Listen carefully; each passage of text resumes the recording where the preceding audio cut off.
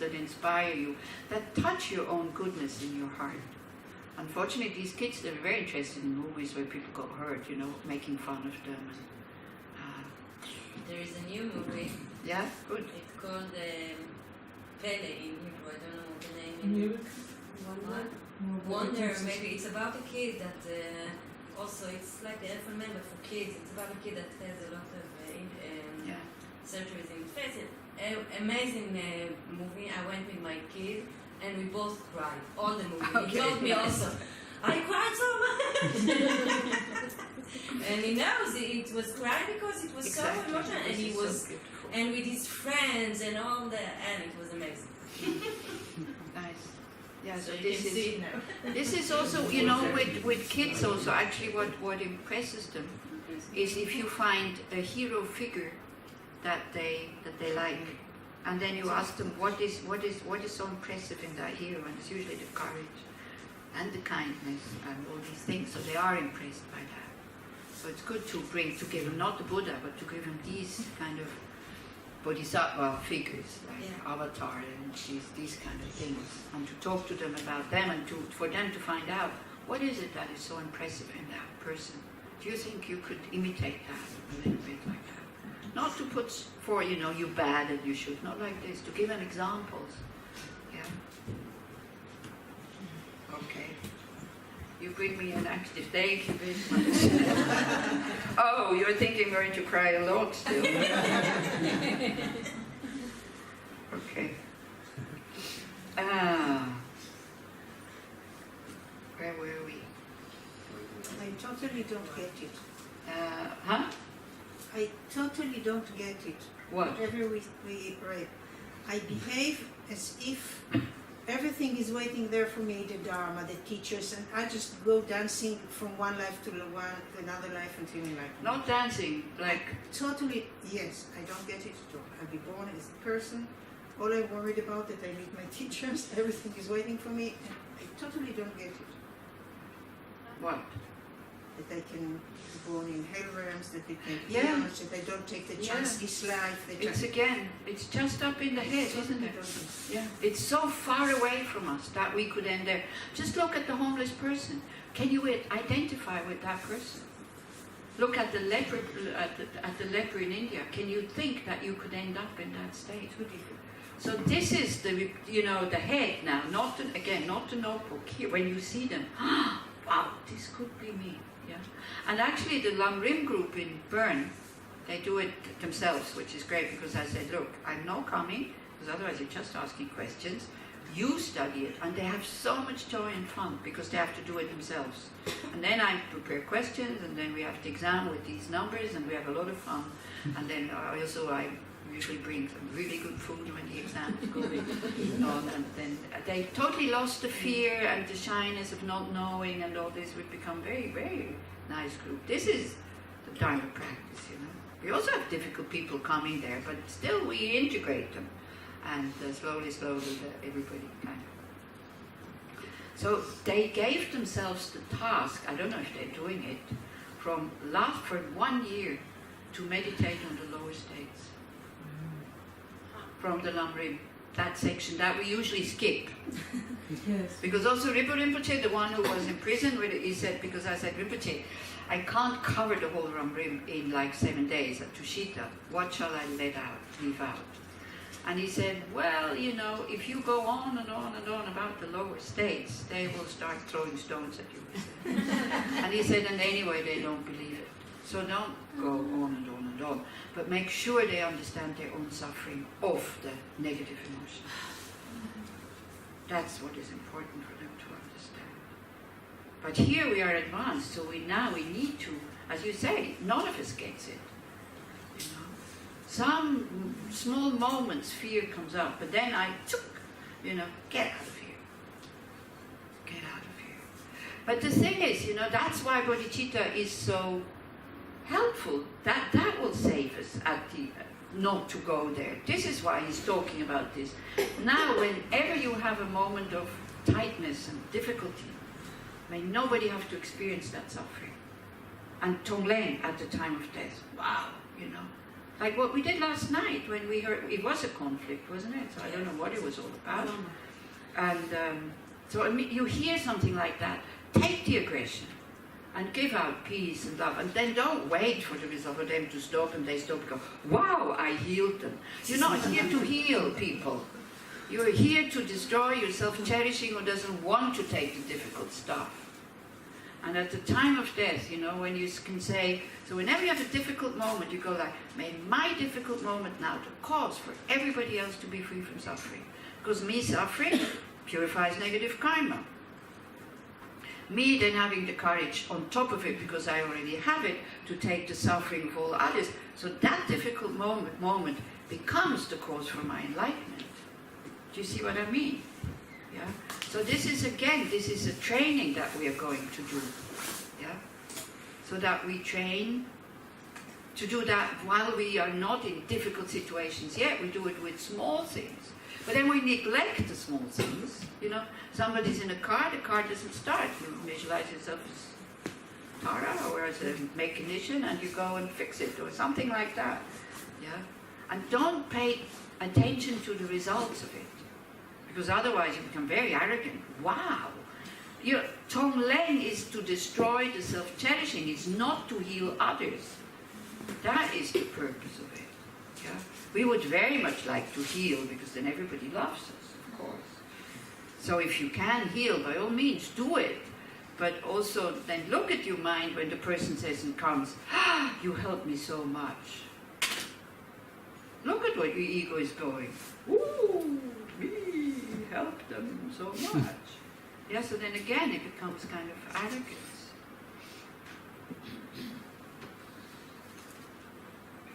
Okay. So 20. So for those very reasons, the Buddha has said, yeah, the turtle, okay? So try to see it as fragile, precious, and what else? Fragile, Rare. precious, and rare. Yeah. I mean, you know, these methods, they show you the perfect path to lasting happiness. How many people are really practicing? Even though everybody wants happiness. It's very rare that somebody really engages. So again, you know, when you sit down to do your practice and you go like, bleh. And then at least you go, but at least I'm doing it. Even if it's just blah, blah, blah. Don't drop it just because it's just blah, blah, blah. Continue. It will come out of the blah, blah, blah phase. You will have phases when you are again kind of inspired. And don't just practice when you are well and when you feel inspired. Because then you will not create the habit of practicing at the time of death, for example. Because time of death will not be joyful, I can guarantee you. And if you don't believe me, go and stay and look at dying people. How difficult it is to let go. How much fear and how much panic and insecurity comes up. Because all the things that we put so much effort into creating them, they disappear. You see, so much effort goes into maintaining good relationships, material possessions, so we have security, maintaining this body healthy. At the time of death, these three things totally collapse. That's why we take refuge usually, isn't it? We go and eat something, we go to the fridge, we go shopping, we phone a friend, you know, or we go dancing. If you are good at dancing, are you good at dancing? I'm good at talking about. Yeah, but it's a very good comment that you make. It's so true. We don't get it. We just don't get it. Even though we read it. So this is why if you have the book, go there. Even those unpleasant verses, you need to go there. Yeah. It's very seldom that I say need. But it's helpful. And it's healthy fear that it creates. Yeah. And then we start to also, okay, practice is not going, you think the practice is not going well. But I tell you, if you still practice when you think your practice is not going well, the practice is extremely going well. Because you overcome your it should be pleasant kind of attitude. And then you go one phase deeper. If you practice as long as it's just pleasant, it's like, might as well go dancing, I don't know. At least when you go dancing, you know that you're not doing anything positive. You know? When you practice only when it's pleasant, you think you're doing something positive. But you might just be nourishing your attachment to positive feelings. You might. Yeah. So,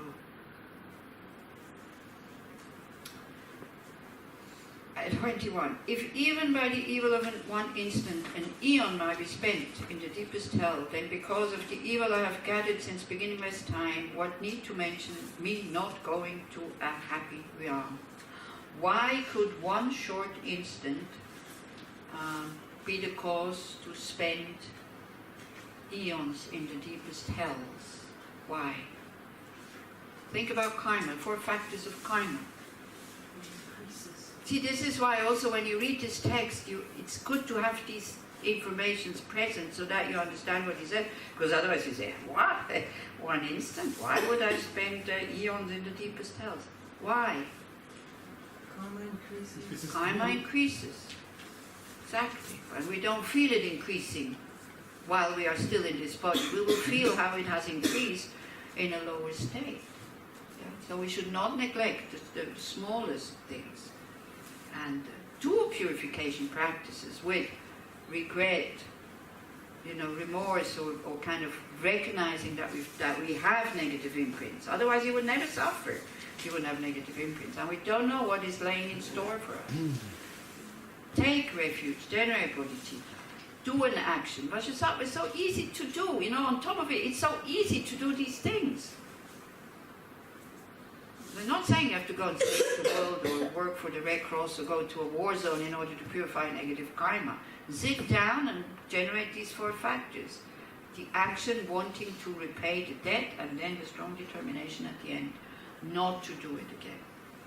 Shantideva will be offering Nunes in January with Venerable Yönten. Then you suffer. Then you can think. And then you do Tonglen when you suffer. May this suffering now, because you don't eat, you don't drink, you do lots of prostrations. Yeah. May this suffering now become the cause for my enlightenment, so I can not be born in the hells and like this. And there's for 3 reasons you do this.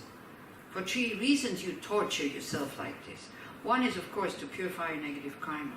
The other one is that you start to understand what it would mean to be born in the lower states on your body. When you see you have no interest in reciting mantras, you drag yourself to the prostrations, you do them. Sometimes you have so much energy also on the non-eating day, so it changes. How many of you have done this? Yeah. So you see that sometimes we are really in the hell realms. Pain everywhere, thirst, hunger, anger. Why am I here? Why am I doing this? It's good because the dirt is coming out, as Rinpoche says. You have other times, there's almost no pain in the body. Also in the non-drinking day, and the prostrations go flooch, and there's so much joy. So you can be on the same day when you don't drink and you don't eat. You can be in hell. You can be in heaven. Have you noticed that? Yeah. So when you feel open and the energy is there, then of course you go, wow, when is the next new day happening? Then the next day is like, so when does this stop? But if you do it, especially if it's offered, it's quite rare that newness are being offered. I'm too old, I can't do it anymore with my body. Maybe the moment I stop teaching and I don't have the responsibility anymore to feel well, I will maybe start again, because I'm afraid that the vertigo starts when I don't drink and I don't eat. So if I have to give courses, I can't do it. But if I don't have to give courses, it's okay. I just go lie down, and that's it. So maybe then I'll try again, because it's a wonderful practice.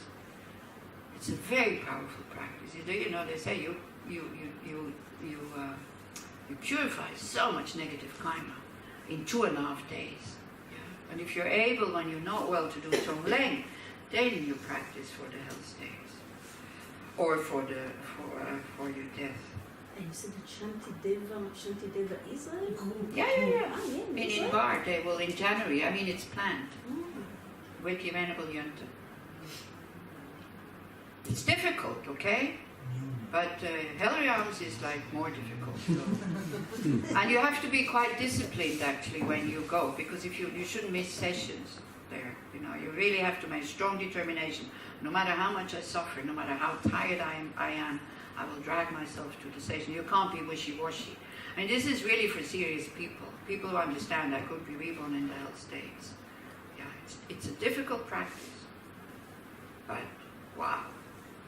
If you want to purify, that's it. If you are sick, it's also a practice for healthy people, by the way. This is what my teacher always said. If you're sick, then don't do it. It's too harsh. Unless your master tells you to do it. Yeah. Also, we did newness. We had one person who was undergoing chemotherapy, and she was still getting chemotherapy. But everybody knew that it would not help somehow. It was just skin and bones. And she wanted to come just to participate, and then I went to visit her in the hospital because she was just getting it. I said, look, I can't come, I can't come. I said, no problem, we come to your house. So we were only 4 or 5 of us, and so it was in Bern many years ago. And to see that wretched body, well, because she had to vomit all the time, and that on the bed, it was so easy to generate compassion, and to do Tonglen and to take her suffering. Then, again, then you have it, what suffering is, and you see it. I was so grateful to her that she asked us to come to her house. One said, I'm not going there, I want to practice. I'll be too distracted by her, vomiting and smelling bad and this whole thing. So I said, okay, then you don't come, we're going. Or I am going. And it was a very, very, very powerful unit. So then the compassion comes, Then you would want to be Chenrezig, who can give her some relief, at least mental relief. Yeah. Okay, 22. I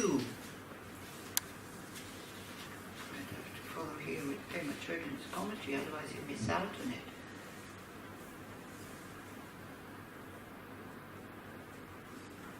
Okay, here she says we're 21, verse 21. So if you look at our life, it looks as if all of us, we have done things that we regret.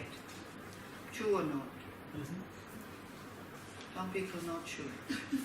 Okay, true. I think so too. So we all did things or said things that we would like to make it undone. So, and she says, but it doesn't mean that we are damned or doomed, like forever. Like in Buddhism, there is no such thing of a notion of eternally being doomed. Yeah? It means that we have to admit what we did, and by admitting, we kind of weaken the ignorance of doing it again, or weaken the tendency of doing it again. This is why the first factor of admitting and confessing, which is not pleasant, especially if you have to do it to another person, the confessing. Very powerful if you confess to a person that you trust.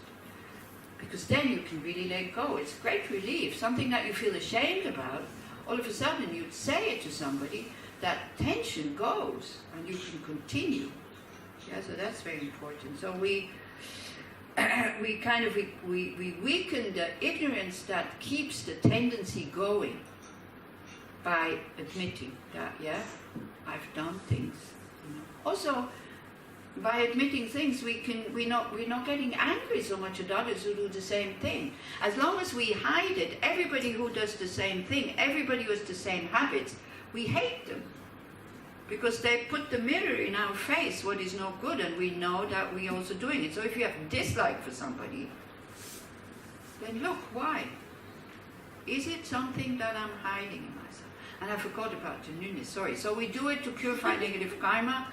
We do it because we know how it feels to be in those states, and we have a mind who says, I definitely don't want to go there because I can't. I could not bear it and practice Dharma at the same time. And the third reason is to generate compassion for the ones who are born there. And then again, I have to become a Buddha so I can influence people and help them. Yeah? These are the 3 reasons. Write it down.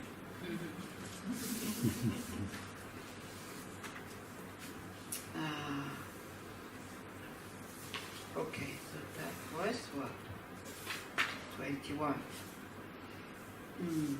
So by doing that, by kind of weakening these these habitual tendencies, we kind of, she's very nice how she says, but it's in German. So we start to develop a thinking that's very flexible and gelassen. Gelassen means sababa. So you have a word in Hebrew, I don't know the English word for gelassen. Gelassen comes from the word letting, lassen, leave it alone, you know. And by lassen, by leaving, you get Gelassenheit, means you're totally relaxed. And by Gelassenheit, you become very light. You get Leichtigkeit, and then you get humor. So these are the steps.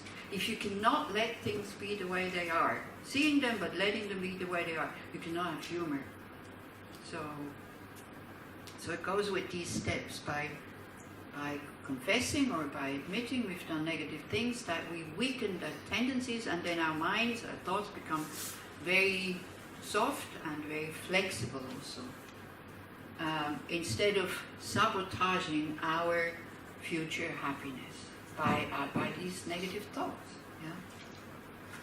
So again, she says, the central point is that every moment you can take a path to suffering or to happiness. Every moment. Every moment. Again, to be aware of that choice. It's so encouraging to really be aware of the choice. I have a choice.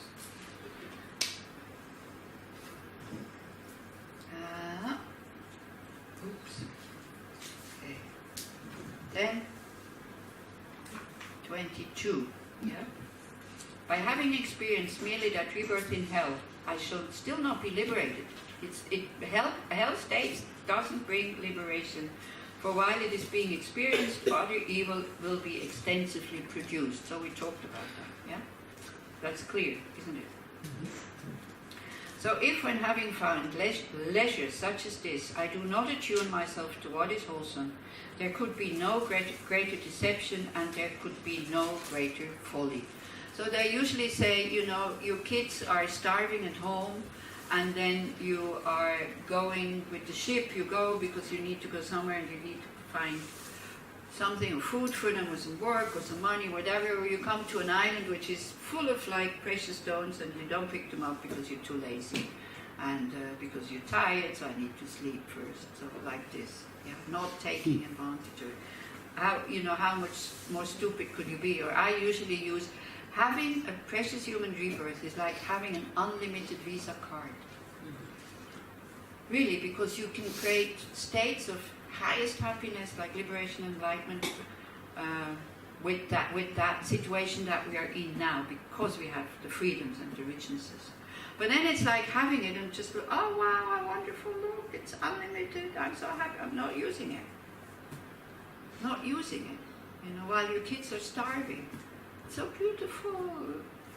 My life is so nice. And not doing anything with it, not anything meaningful. Whatever you find is meaningful, again, this is up to you what you find meaningful.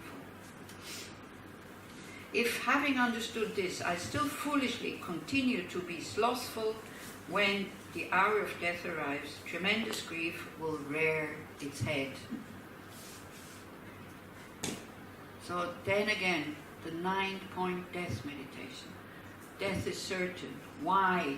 Because everybody who was born has to die, because our lifespan is constantly decreasing. And then looking at how I spend my days. These are the first 3 points.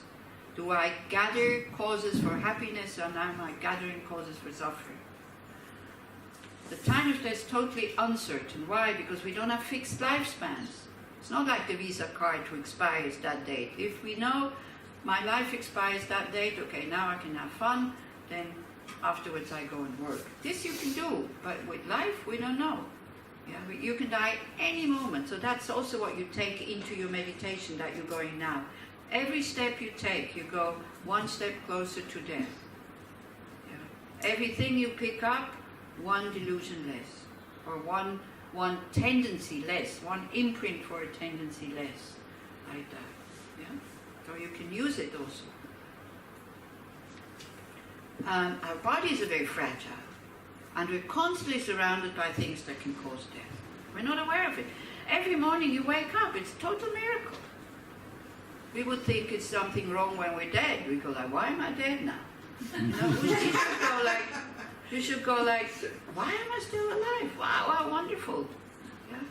If you're a doctor, you would know how much it needs for this body to work and not to die. And how little it needs, like a small virus, you can't see it, can kill you. Absolutely, yeah. And I say it's a miracle that anybody is alive. Yeah, she is a doctor, so Yeah. there you go. No, it's true. It's really true. If I you mean, it's study like the science point of view, there's so many factors that need so to be many there factors. in order to Yeah. to be alive from one moment to Yeah. the next. You Yeah. know, it's really To be able to breathe, to be miracle. able to digest, to be able to get rid of the waste, all this, you know, for the blood to circulate, for the heart to pump, for the organs to work. It's a miracle. And then when something little is wrong, we think like, oh, and we don't appreciate when we're healthy. We appreciate once you've been sick, then you appreciate to be healthy again. For how long? Half an hour.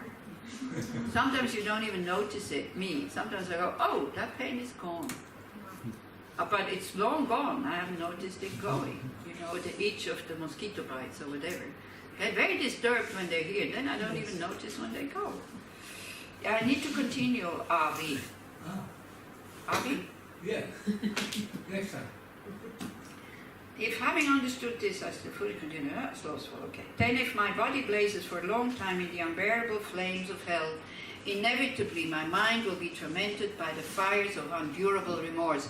This we already do in our life. You know, the good situation, when it's there, we don't appreciate it. And then, when it's gone, we kind of go like, why didn't I appreciate my good situation that I had before? You know, like me with the water in Dharamsala. When it comes, you know, it comes. You don't even appreciate it. You don't say thank you, whatever. Then when it's not coming, then you start to get upset and go like, oh, why is it not coming now? Why didn't I appreciate when it was there? Like that. So then we can prevent that by practicing this verse. Having found by some coincidence this beneficial state that is so hard to find, if now, while able to discriminate, I once again am led into hells, then as thought, as I were hypnotized by a spell, I shall reduce this mind to nothing. Even I do not know what is causing me confusion. What is there dwelling inside of me? So again, that we are slaves of our negative emotions.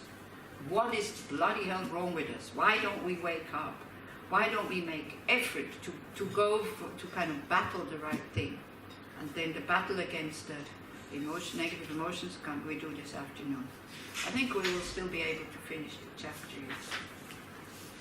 So here, what is the theme here is like appreciating your precious human rebirth and thinking about impermanence and death. So thinking about the preciousness, the rarity, how difficult it is to attain, and how fragile it is. So I encourage you to do that from now until lunch or for the rest of your life, hopefully. But anyway, very consciously, also in the break, to be really happy to have that occasion. Now, every thought that you have can lead you to lower states or to upper states and to enlightenment. This is how bodhicitta actually is easy, because it's an attitude.